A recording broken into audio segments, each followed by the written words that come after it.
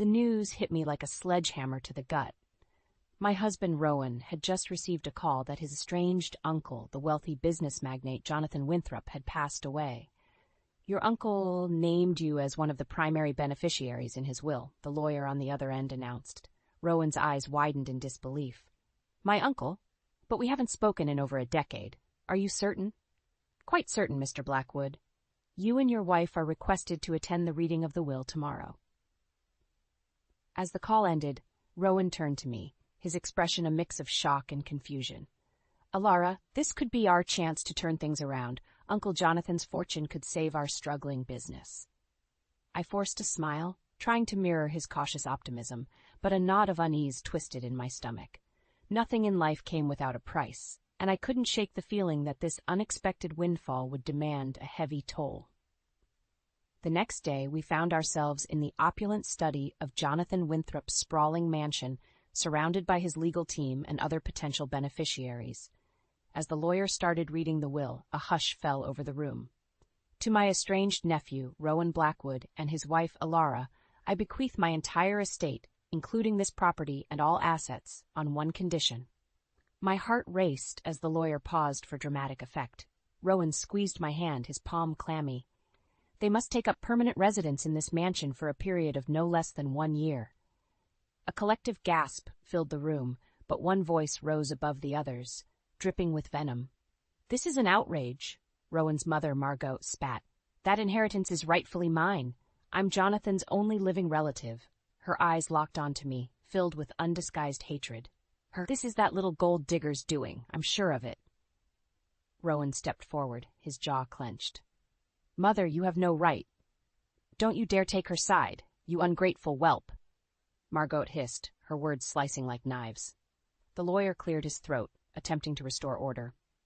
"The terms are clear, Mrs. Winthrop. If Mr. and Mrs. Blackwood fail to meet the residence requirement, the entire estate will be distributed among various charities." Margot's eyes narrowed dangerously.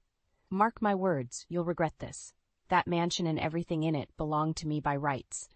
I'll make your life a living hell until you surrender what's mine." As her gaze bored into me, a chill ran down my spine. I knew, in that moment, our lives had taken an irrevocable turn, and the battle lines had been drawn. A week later, we stood before the looming gates of Winthrop Manor, our new home, or gilded cage as it felt. The ancient stone edifice seemed to stare down at us, its Gothic spires like accusing fingers against the slate-gray sky. "Are you sure about this?" I asked Rowan, my grip tightening on his hand. He offered a grim smile. "We don't have a choice if we want a future. Just promise me you'll be careful around Mother." As if on cue, the gates creaked open, and Margot emerged from the shadows like a specter, her expression a rictus of disdain. "So the prodigal son returns," she sneered, "and he brings his little bride into my home." I fought the urge to recoil as her eyes raked over me with undisguised loathing. "This is Uncle Jonathan's home now, Mother," Rowan said, his voice strained. "We're here to honor his wishes." "His wishes?" Margot barked a harsh laugh. "That senile old fool was manipulated in his final days, no thanks to your scheming wife, I'm sure." Before I could respond, she stepped closer, her face inches from mine. "Listen closely, you conniving little tramp. This is my domain, and I'll make your life a waking nightmare until you slink back to whatever hovel you crawled out of." Rowan pulled me back, shielding me with his body. "That's enough, Mother. You've gone too far." Margot's lips curled into a cruel smile. "We'll see about that." As she turned and stormed back towards the manor, I felt a shiver run down my spine. The games had begun. Over the following weeks, Margot's campaign of subtle torment intensified. Priceless heirlooms went missing, only to reappear in bizarre locations. Strange noises echoed through the halls at night, keeping me awake. And the servants treated me with thinly veiled contempt, no doubt following Margot's lead. "She's just trying to rattle you," Rowan insisted. But I could see the doubt creeping into his eyes. One night, as I descended the grand staircase, I felt a violent shove from behind. I tumbled down the steps, searing pain lancing through my body as I crashed to the marble floor. When I finally regained my senses, Margot was standing over me, a sickening grin plastered across her face. "Clumsy girl," she purred. "You should be more careful." As she turned and walked away, I felt a cold certainty settle in my gut. This was no longer a game to her. Margot was willing to go to any lengths to drive me out, even if it meant destroying me in the process.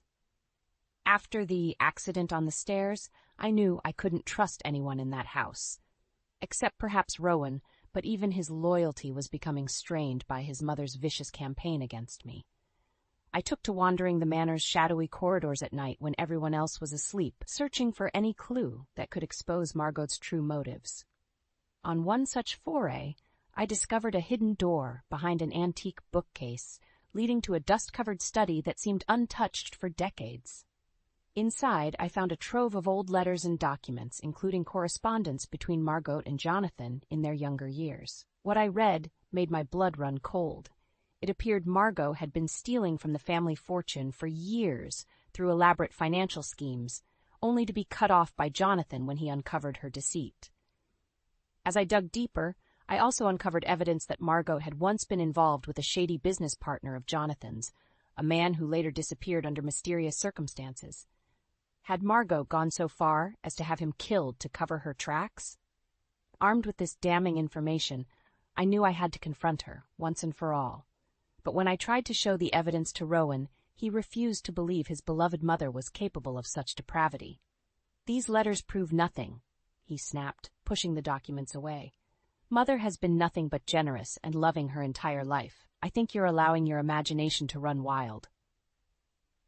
"Don't be a fool, Rowan," I cried, my frustration boiling over. "Can't you see she's manipulating you, just like she's been doing your entire life?" His jaw tightened, and I realized I'd struck a nerve. "Get out. I need some time alone to think about all of this." As I left him brooding in the study, a pit of dread opened in my stomach. Margot's web of lies was so intricately woven, so deeply rooted in Rowan's psyche, that I feared nothing short of a miracle could make him see the truth. In the days that followed, strange occurrences began plaguing me again.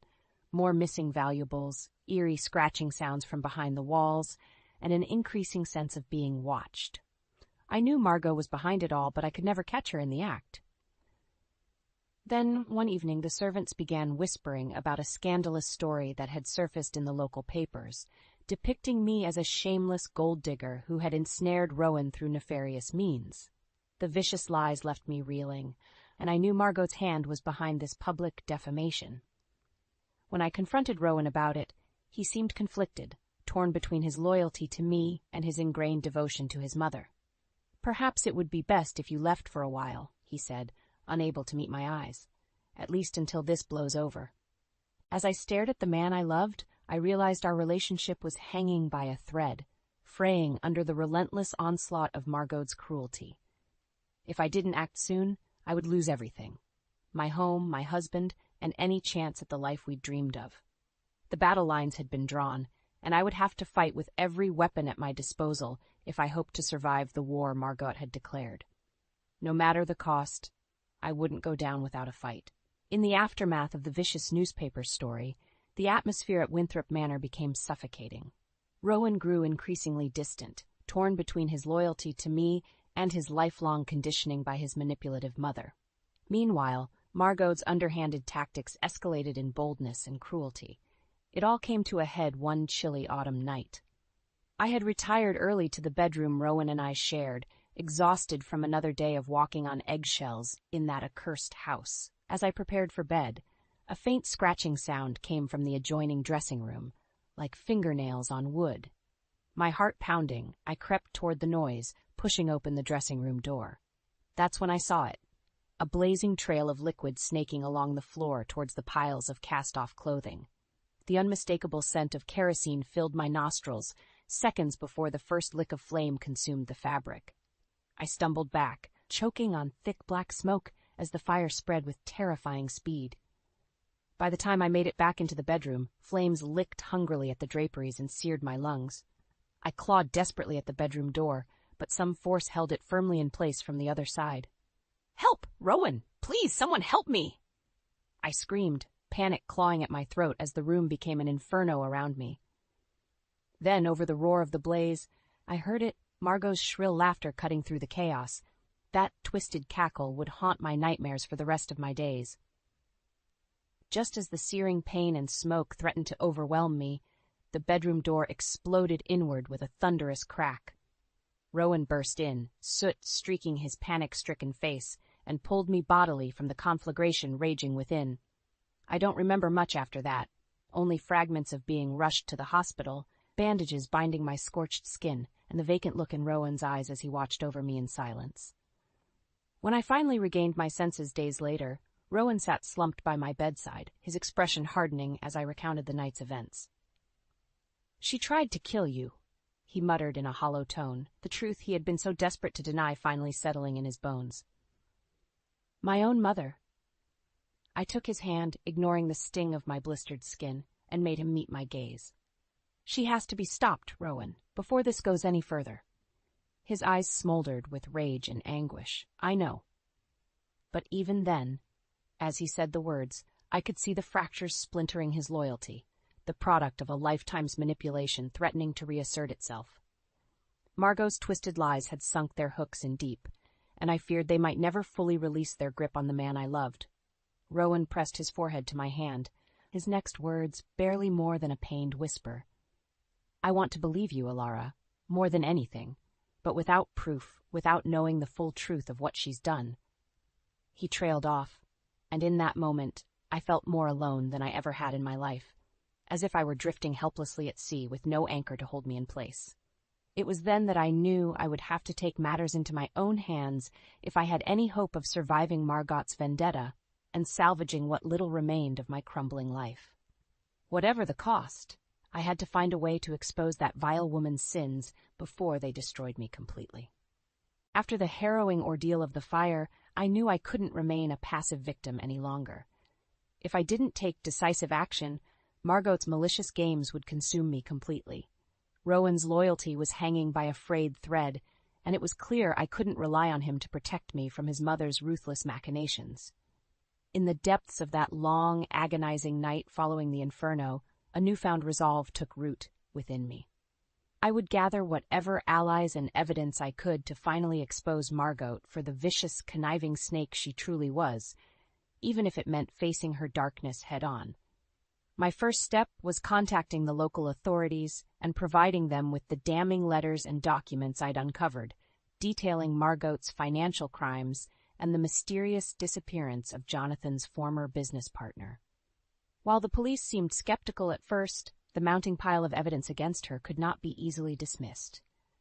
Next, I reached out to an unlikely source, Francine, one of the manor's longest-serving maids who had endured Margot's cruel treatment for decades. Years of pent-up resentment bubbled to the surface as I revealed what I knew of Margot's misdeeds. "That wretched harpy has had her talons in me since I were a young girl," Francine hissed, her voice thick with hatred. "Blackmail, threats, you name it. She's a right evil one, that's for certainty." With Francine's help, I began uncovering even more of Margot's sordid secrets, illicit affairs, underhanded business dealings, and long-buried scandals that she'd worked tirelessly to conceal. It became increasingly clear that her entire life was a meticulously constructed web of lies and deceit. However, the final piece of the puzzle remained maddeningly elusive, the key to unraveling her twisted scheme against me and exposing her murderous intentions once and for all. That crucial lead finally came from an unexpected source, Margot's own estranged younger sister, Emma, who had been ostracized from the family years ago. I received an anonymous letter from her, detailing a particularly vicious confrontation that had driven her from Winthrop Manor in disgrace. "Margot has always been rotten to the core," Emma wrote in a shaky hand. "Petty, vindictive, utterly consumed by greed and status.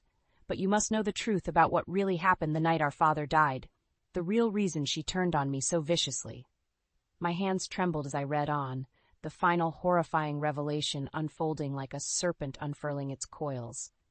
Emma claimed that on the night of their father's fatal heart attack, she had discovered Margot rifling through his safe and pocketing wads of cash and valuable documents. When Emma threatened to expose her sister's despicable actions, Margot had snapped, unleashing a torrent of vile accusations and threats that left Emma fearing for her very life. In that moment, I knew I held the linchpin, the damning evidence that could finally topple Margot's house of cards and reveal the true depravity lurking behind her meticulously crafted facade. Armed with Emma's testimony and the weight of everything I'd uncovered, I resolved to bring the full truth to light in a final, climactic confrontation. No more games, no more veiled threats or skirting the periphery of Margot's secrets. It was time to wield the power of her own sins as a weapon and cut her down to size once and for all. As I steeled myself for the impending battle, I could almost feel the gathering storm rumbling in the distance, heavy with the promise of reckoning. Margot's reign of terror and deception was nearing its end, by her own hand or by mine. The day of reckoning arrived sooner than I expected.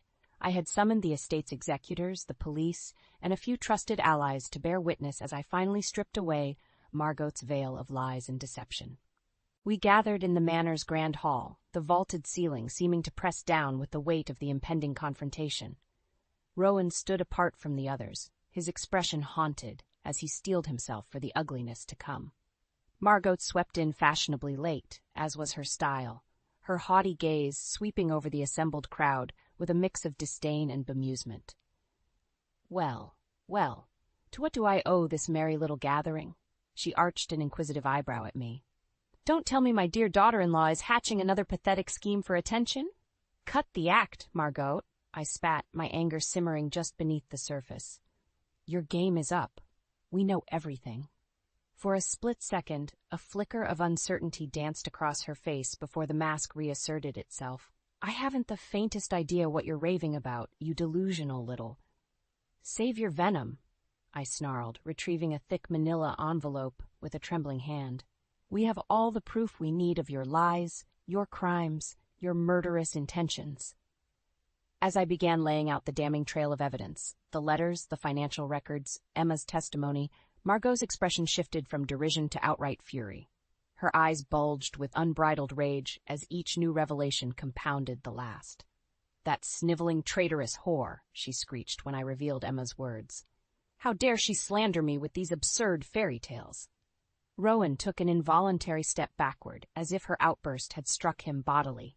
It was the first crack in his staunch denial, the first glimmer of realization seeping through. These are nothing but malicious fabrications, Margot raged on, turning her vitriol towards the executors and police. I demand you remove these despicable liars from my home at once.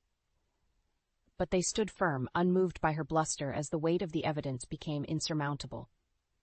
With an animalistic shriek of pure fury, Margot turned on me, her immaculately manicured fingernails hooked like talons. You ungrateful, conniving little snake, she howled, spittle flying from her lips. This is all you're doing, isn't it? You could never be content with an ounce of my generosity. Well, I'll see you utterly destitute and ruined for this, I swear on my life. In that moment she seemed to swell to an even more grotesque, inhuman form, a twisted, wrath-filled harpy clawing desperately at the unraveling threads of her meticulously crafted lies. Rowan moved to intervene, to shield me from his mother's incandescent rage, but I held up a hand to stop him. I would face her unbridled fury and let it consume itself to bitter ashes. It's over, Margot, I said, startled by the calm resolution in my own voice. No more lies, no more manipulations. Your house of cards has collapsed around you, and this time there's no escaping the consequences of your actions. For a long, breathless moment, she seemed on the verge of unleashing another torrent of rage and denial. But then, something shifted in her eyes. The fight bled out of her, letting the mask slip just a bit to reveal the hollowed, broken thing that lurked beneath. As the police moved to take her into custody, Margot didn't resist. She simply sagged in on herself like a deflating husk, and allowed herself to be led away in contemptuous silence. Only then did the floodgates open for Rowan. He crumpled to the floor in racking sobs, all the years of anguish and torment finally spilling forth. As I gathered him in my arms, I knew both healing and hardship still lay ahead. Though Margot's twisted games had been exposed, shattered shards of her poisoned legacy still remained, fractures that would take years to mend if they ever fully could. But in that moment, allowing the cathartic release to wash over us both, I knew we would persevere. Margot's tyranny had been broken, and from the ashes of her ruination, perhaps some semblance of hard-won peace could finally take root. In the aftermath of Margot's explosive unraveling, The consequences of her depravity unfurled like a wildfire, consuming everything in its path. The evidence we had gathered proved irrefutable. Records of embezzlement, blackmail, corporate sabotage, and even mounting circumstantial ties to at least one suspicious disappearance. As the full extent of her sins came to light through a highly publicized legal prosecution, the reactions from her once vaunted social circles ranged from shock and revulsion to a perverse sort of schadenfreude. Who would have thought prim-proper Margot Winthrop was really such a degenerate monster? I overheard one well-coiffed matron murmur to her companion outside the courthouse. She always seemed so genteel and refined. Just goes to show you never really know someone, do you? For her part, Margot embraced her infamy with a sort of deranged defiance, lashing out with unrestrained vitriol at every turn. It was as if, now that her facade had been irreparably shattered, she delighted in flaunting the full breadth of her depravity. "You imbeciles have no inkling of what I've sacrificed to maintain our family's status and legacy," she screeched during one courtroom tirade. "You're fortunate I didn't have the lot of you disposed of the same way as that sniveling worm Jonathan's partner." A collective gasp went up from the gallery, feeding Margot's twisted delight like a starving flame. She turned her blazing eyes towards Rowan and me, and I felt an involuntary shudder at the naked loathing burning in their depths. "Look at them, cowering like the gutless fools they are. You're the reason our noble lineage lies in ashes, the both of you. Weak-willed, pathetic." Her venomous diatribe was finally cut off by the stern banging of the judge's gavel. But even as the bailiffs muscled her away, Margot directed one last look of pure, unbridled hatred in our direction. A silent promise that this war was far from over, at least in her mind. Over the following weeks, Margot's downfall accelerated with dizzying speed. Asset seizures, criminal indictments, and the inexorable avalanche of public censure stripped away what tattered remnants of status and influence she had once wielded like a blunt instrument. Yet through it all, she remained utterly defiant and unrepentant. "They'll all get what's coming to them, mark my words," she spat at reporters camped outside her palatial estate, now little more than an empty, echoing mausoleum. "This is far from over, you mealy-mouthed vultures." Unfortunately for Margot, her rabid threats and unhinged ravings only further cemented her legacy as a once powerful matriarch, undone by her own boundless avarice and corruption. Society had turned its back on her with a mixture of pity and disdain, leaving her bitter screeds to be consumed by indifferent winds. On the day her sentencing was finally handed down, a staggering array of charges resulting in a harsh multi-year prison term, Margot unleashed a final, unrestrained torrent of malice. "Curse all of you," she howled, thrashing against the iron grip of the bailiffs as they tried to drag her from the courtroom. "Especially you, Alara. This is far from over, you hear me? I'll have my revenge if it's the last thing I—" Whatever final, dire imprecation she intended was cut off as she disappeared through the door, the slam of iron against wood echoing through the court like a grim period. Silence hung heavy for several breathless seconds, and then the hushed murmurs began rippling through the gallery once more. A vile chapter had finally been closed. The damage caused by one woman's unchecked ambition and malice laid horrifyingly bare. As Rowan and I embraced in the wake of that sordid spectacle, I knew our own road towards healing and redemption would be long and arduous. The scars left by Margot's cruelty ran deeper than any inflicted wound. But at least now, at long last, we could begin to rebuild what she had so nearly destroyed. With the poison she had injected into our lives finally excised, there was a chance to nurture something new from the blighted, burned remains of our former existences. Those tender green shoots wouldn't take root overnight, of course. Deep, ravaging fires leave extensive scarring in their wake, but we would tend the ashes dutifully, allowing new life to gradually emerge, hushed and humble at first, then growing stronger and more resilient with each passing season. It was the only way to banish Margot's toxic legacy once and for all, by cultivating the power to persevere where her hatred and corruption could only hope to wither and decay. In the weeks following Margot's sentencing, an eerie silence descended over Winthrop Manor. The echoing halls, once electric with her malicious presence, now felt like a vacuum, the stifling calm before the soft patter of new life begins to take tentative root. Rowan and I moved through those early days in a numb haze, going through the motions of setting the manor to rights, but still emotionally adrift from the cataclysm that had reshaped our lives so violently. We spoke in hushed tones, as if afraid to disturb some lingering malignant force hovering in the shadows. The servants, finally freed of Margot's tyrannical grasp, tiptoed about their duties with the same wary restraint as field mice anticipating the return of a prowling cat. Then, one crisp autumn morning, I awoke to find Rowan sitting at the foot of our bed, his shoulders hunched and head bowed beneath some invisible weight. "Rowan," I murmured, reaching out a hand to his arm. "What's wrong?" For a long moment he didn't respond, simply staring down at his calloused palms as if they belonged to a stranger. Finally, he drew a long, shuddering breath. "I spent so many years letting her gnaw away at my soul, Alara. No matter how vile she became, some part of me could never let go of the fantasy that she actually loved me deep down." Tears welled in his eyes, voice cracking with a lifetime's worth of hurt and disappointment. "She was my mother. I should have protected you from her poisonous lies and cruelty, but I was weak, blinded by delusions of the mother I so desperately wanted her to be." He looked up at me then, anguish etched in the creases of his face. "Can you ever forgive me?" In that moment, I felt my own emotions surge forward like a raging river breaking its banks, not just for the hell Margot had put us through, but for all the lost years we could have spent growing together instead of being warped and diminished by her hatred. I pulled Rowan into a fierce embrace as the dam finally burst, wave after wave of purging sobs racking our bodies in unison.